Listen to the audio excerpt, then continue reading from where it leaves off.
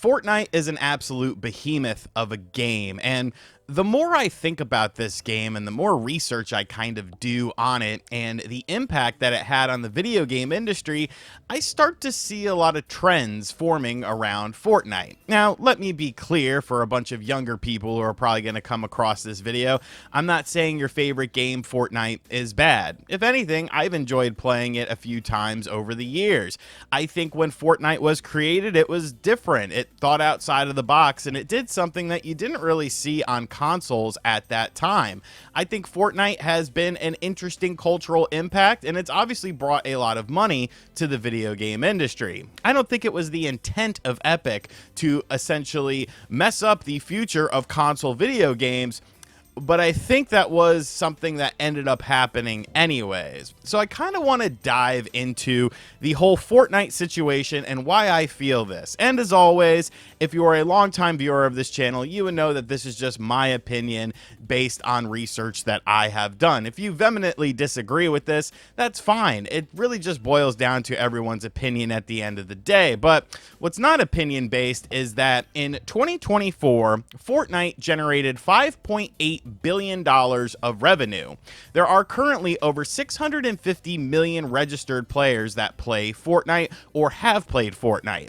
And so far in 2025, the peak of how many people were on Fortnite across all platforms hit 5.9 million, which happened in June, which was the launch of Chapter 6, Season 3, which of course did some superhero related things. So when you hear that sort of number specifically for one video game, 5.9 million people playing at one time, 650 million people have played this game or have registered an account for this game, and the game generated $5.8 billion in revenue. Obviously, this is a large staple of the video game industry. And you also have to remember that companies, when you are buying things like V-Bucks or skins on their console, do get a cut of that. So you can understand why the video game industry, as far as the console side of things, doesn't really seem to mind this game at all because it just generates revenue for them. Of course, it generates more revenue for Epic. So if something is generating revenue for the video game industry, how is it doing something that is nefarious or bad? And like I said, I don't think this was the intent of Fortnite, but when you look at some of the things that have happened because of Fortnite, I feel like the long-term implications are now starting to be seen and could potentially get worse as time goes on. One of the first things that Fortnite really brought to console gaming was cross-platform play.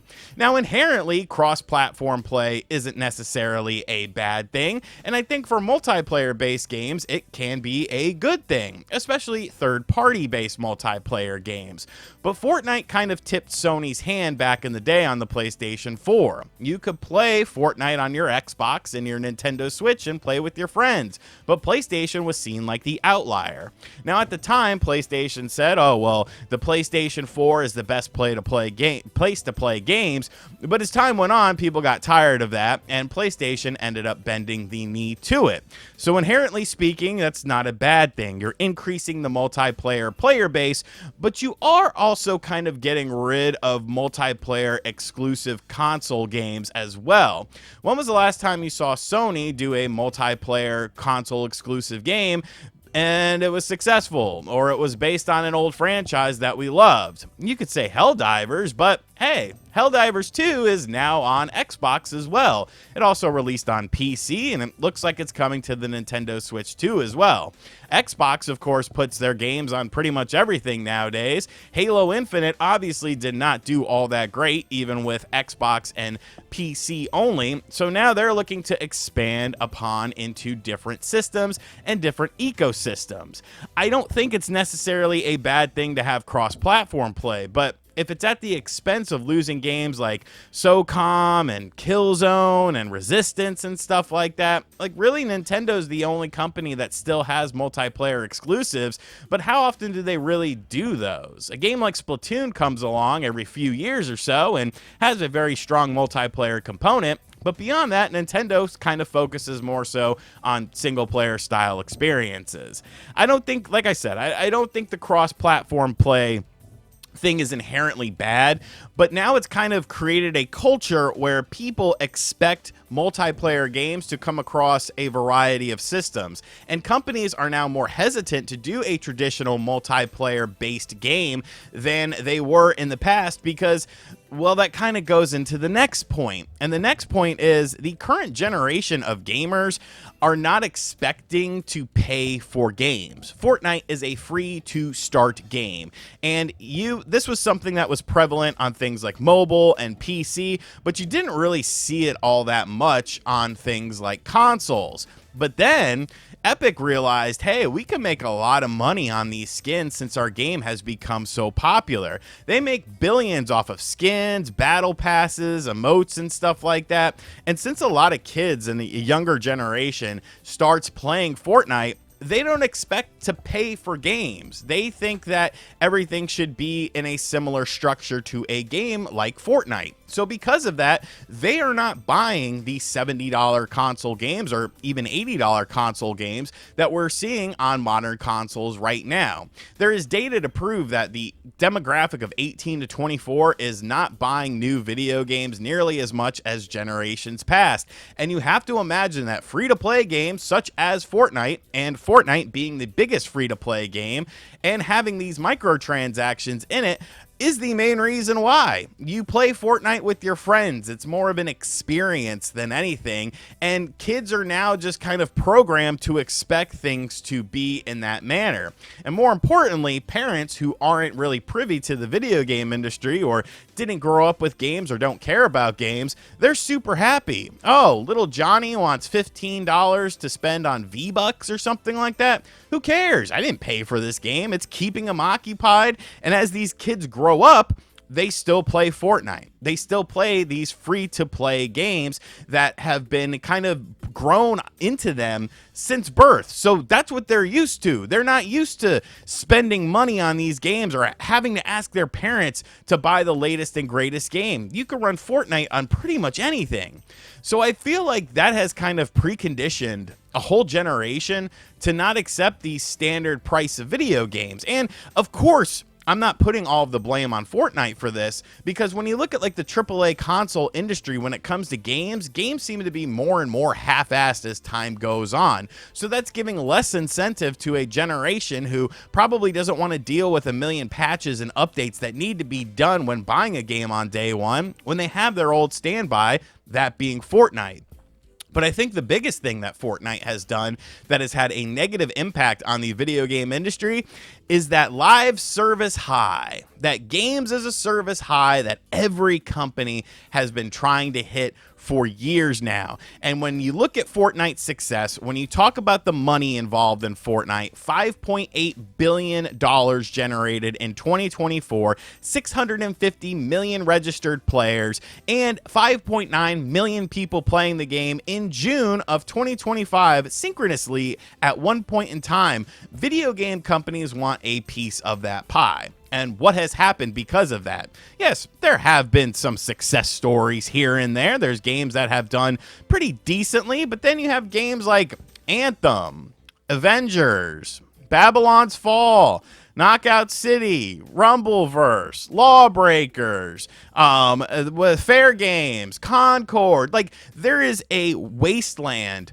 of dead games that tried to hit the games as a service marketplace and become the next Fortnite. And because of that, companies are focusing so much on trying to get things like that. They're not focusing on the things that people buy their consoles for in the first place. You could have had a bunch of single player experiences, AA experiences, a bunch of unique stuff, but instead you have companies trying to chase this high of the games as a service game and completely failing. And then these studios shut down, and then people lose jobs, and the companies lose money when they would have had a better, safer bet with something like a more traditional game. Now, yes, there is the chance that it ends up blowing up. There is a chance that it ends up making a lot of money. But is it worth wasting millions and potentially billions of dollars shrinking your companies because you're forcing them to work on these games that maybe they don't think are the best thing in the world to begin with, and seeing how many games are trying to chase that high when the console user base is picking up on it? They're like, hey, We don't want this. We didn't ask for this. Why are you making this?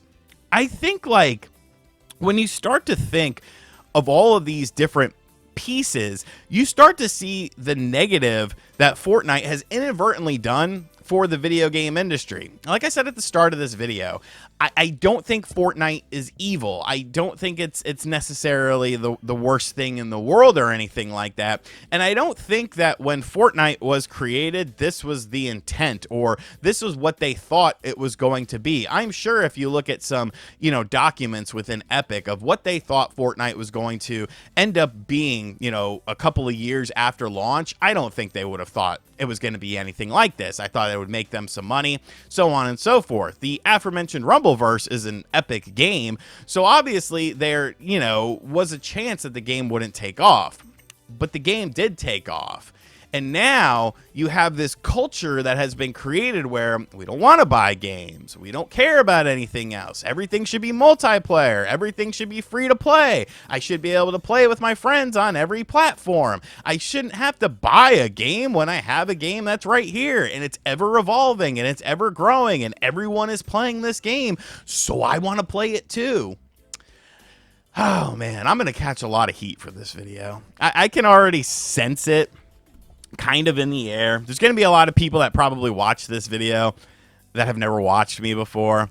But I just wanted to have a discussion about this because it's something that, I've been thinking about for a while. And when I started to dive deeper into it and kind of jot down notes and stuff and really think about it and really look at the amount of money that this has been generating for video games, it's very eye-opening. And I think there are positives of Fortnite, but I also think that the negatives outweigh the positives, and now we're starting to see a lot of the repercussions of that.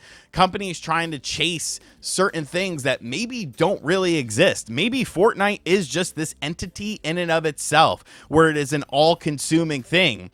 Because if it wasn't, I feel like a lot of these games that tried to emulate Fortnite style or do something similar to Fortnite or capture that audience, I think some of them would have been more successful instead of a graveyard of games that companies and third-party companies and first-party companies all tried to achieve, but never hit the success of, never even came close to it, and instead ended up losing a bunch of money. But I'm very curious to hear your guys' thoughts on this topic because, like I said, this is a spicy boy, but, I'm not afraid to rock the boat from time to time. And like I said at the start, this is just my opinion. If you think differently, I completely respect that. If you think all of my information is wrong and you think everything I've said is inherently wrong, cool, man. You do you. I'm just here to share kind of my thoughts and my perspective on things. And as always, guys, thank you for checking out this video. If you are new to the channel, feel free to hit that subscribe button if you enjoyed this video. Be sure to share the video around, hit the like. I don't know if I have the stupid little hype thing. It's like a new thing on the little toolbar there. But if I do, hit hype, why not?